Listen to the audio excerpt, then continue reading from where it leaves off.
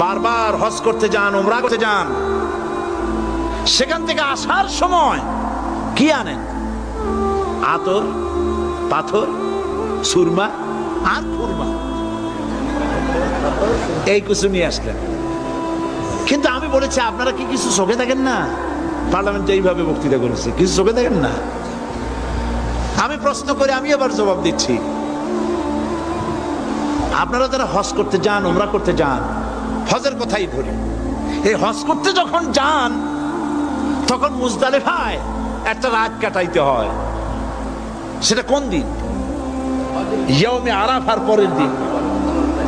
এই মাঠে দালান কোঠা আছে, এখানে বেড়া আছে, শামিয়ানা আছে, পর্দা আছে, তাবু আছে, কিচ্ছু নাই।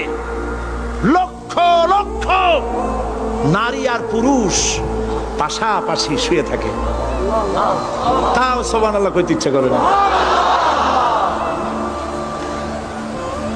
সারা রাত জনে জনে পুলিশ পাহারাদার নাই। কিরকম মেয়ে এলো, চাঁদের সৌন্দর্য হার মানায় দিতে পারে এরকম সুন্দরী, এরকম সুন্দরী নারী, সুদর্শন পুরুষ পাশাপাশি রাস্তার ধারে মরুভূমির ভিতরে সারা রাত কাটাচ্ছে। ইয়মে আরাফার পরের রাতটা একটা রাত পুরা।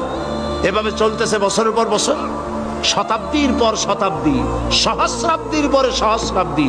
আমি প্রশ্ন করি, পৃথিবীর ইতিহাসে কেউ কি এমন কথা বলতে পেরেছে, লিখতে পেরেছে যে মুজদালিফার রাতে সেখান থেকে 10টা নারী হাইজ্যাক হয়েছে,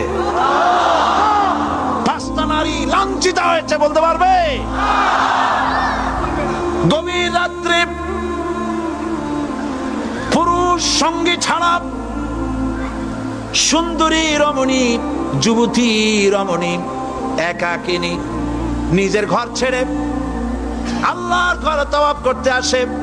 তাওয়াফ সেরে তাহাজ্জুদের নামাজ পড়ে আল্লাহর কাছে মোনাজাত করে একা একা হাজার হাজার লাখো পুরুষের ভিতর থেকে আপন ঘরে ফিরে যায়। কারো বাবার হিম্মত নাই একবার তাকায় সে তো রূপ উপভোগ করার জন্য আবার তাকায়, অথবা তার আঁচল ধরে টান মারে।